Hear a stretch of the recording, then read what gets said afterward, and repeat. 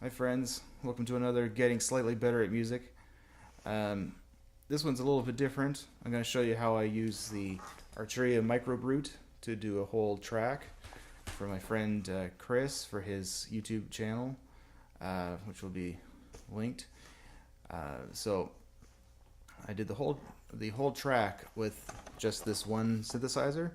So it's a little bit different for me. Usually I'm a real instrument kind of guy, so-called real instrument, but I also love synthesizers, and I wanted to see what it would be like to do a whole track kind of in the style of Kraftwerk in the 70s, kind of make a track the way they would have, one note at a time, multi-tracked, and using studio effects that they would have used back then.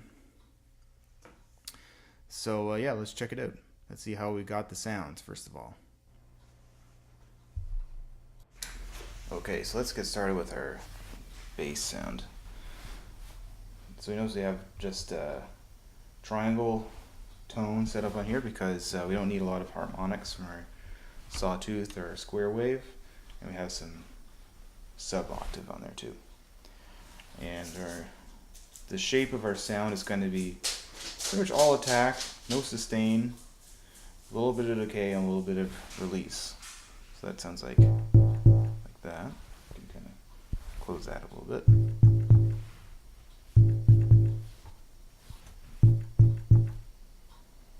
Yeah, something like that. Let's try and get a snare sound. So the thing that makes this a little tricky on the MicroBrute in particular, on this synthesizer, is that there's no noise source built into it. Most synthesizers have that, alongside their various square waves or sawtooth will have a noise.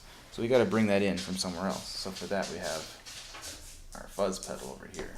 So this could be any fuzz pedal, but we're going to use my trusty soul bender because you notice when it's turned all the way up and our tone is all the way down here, it's kind of wide open and we're getting lots of just pure noise out of that. So we're not using it to dirty up our signal. We're not really using it as it's intended. We're just using it for its noise. So here it's a little dirtier all of a sudden. So our bass drum already sounds a little snarier. Let's pitch it up a little bit. So let's turn down our tone a little bit. And instead of a low pass filter, we're going to use the high pass filter because we don't really need any low frequency for our snare. Yeah, we want more of the high end sound.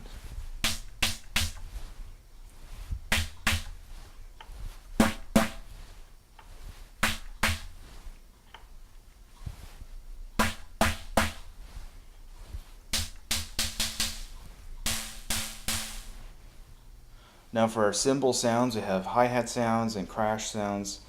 Those are going to be pretty much pure noise, so we're going to turn down our tones from our oscillator. Turn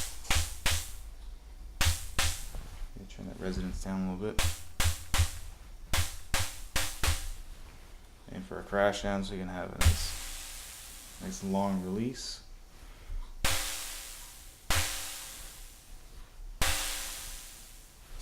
There you go. Or for hi-hat sound,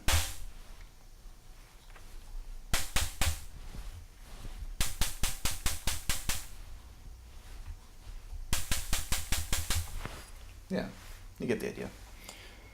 Now let's try and get a bass sound.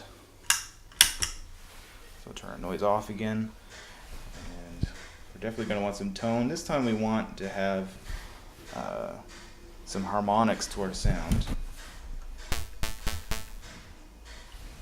So we're going to go back to our low pass mode on our filter to shape that. There we go. Let's bring in some subharmonic. And close that a bit. No, that's not bad. But let's add a little bit of movement to it by loading our LFO to the ultra saw parameter. So the LFO is kind of like an electronic hand that can turn knobs up and down for you like that. So instead of doing this manually, we can use the LFO to do that for us.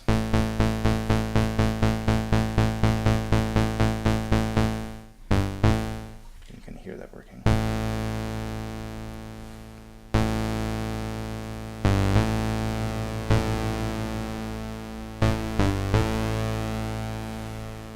So it's a little richer sound.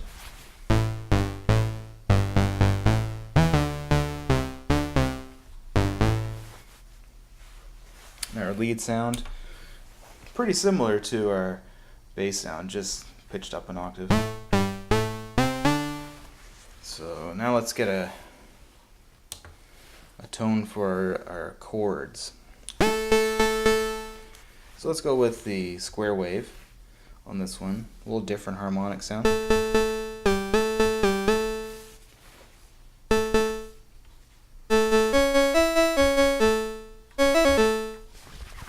So, not too bad. And again, instead of using our LFO to control our sawtooth, we can patch that into the PWM, pulse width modulation, of our square wave. It kind of livens it up a little bit. So the trouble with the monophonic synthesizer is that you can't just play a chord like you would on a piano or an organ or something. So instead you got to play an arpeggio. Now your fancier synthesizers will have an arpeggiator built into them where you can hold down all the notes and it'll play a pattern for you, but this one doesn't, so you got to just do it yourself.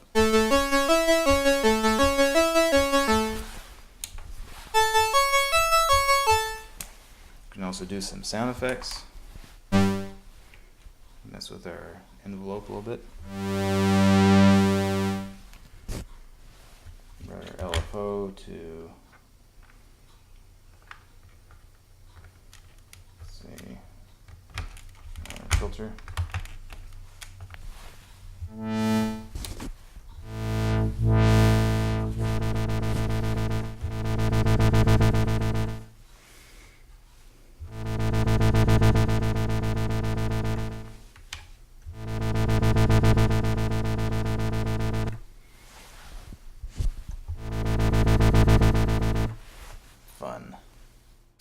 Okay, so we're going to end it there for right now. That was part one of our two-part series on doing this track. So next one we're going to look at how all these parts are recorded into GarageBand and how I mix them down and the effects we use. And so, well, stay tuned for that one.